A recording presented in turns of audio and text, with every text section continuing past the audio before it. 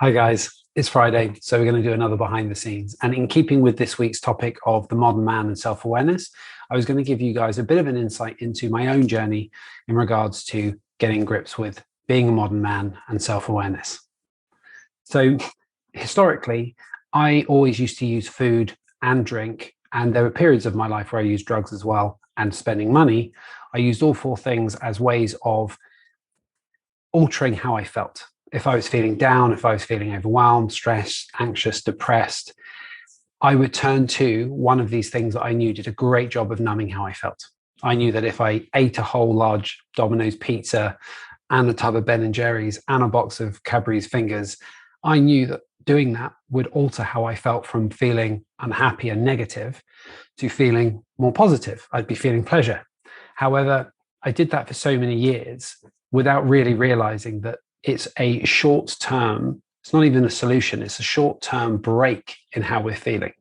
The minute we start eating those tasty foods, we change our chemical and hormonal balance in the body, we get a flood of good hormones that make us feel great. But the minute we stop eating, we stop getting those good hormones, and gradually our body will revert back to the stress state we were before.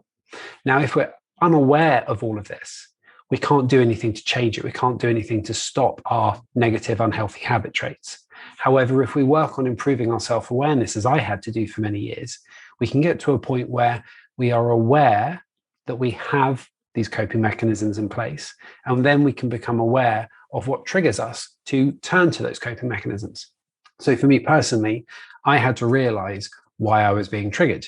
And that meant a lot of therapy for me personally, but also a lot of deep digging to realize what it was that I hadn't dealt with that was causing me to trigger, respond negatively to certain topics or certain people. Once I realized what my triggers were, when they came up in life, I was able to put a break between trigger turning to food, drink, alcohol, or shopping. I could go, there's the trigger. I could put a breaker in there, and I could stop myself from turning to those distractions. And instead, I could actually focus on the thing that caused me to feel that strong negative emotion.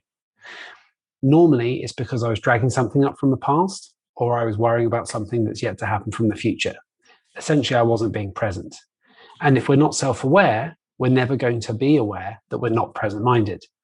So hopefully you're starting to see why self-awareness is so crucial for any health and well-being work, any weight loss work you're trying to do.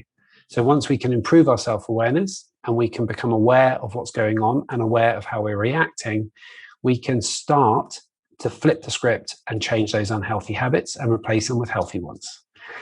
It's been a lifelong journey for me. I've been doing this for 2 decades now, trying to change how I respond to stuff, and it's still a work in progress. But with the right help, with the right kind of direction and guidance, you can definitely make great progress with this. But for anyone who's watching this thinking, do I really need to think about self-awareness? I just want to lose 20, 30 pounds. Honestly, if you want to lose those 30 pounds and keep the pounds off, you really must be making self-awareness a priority alongside getting your nutrition and exercise right. Hopefully you guys have found this video helpful, and I'll see you all next week. Have a wonderful weekend. Bye.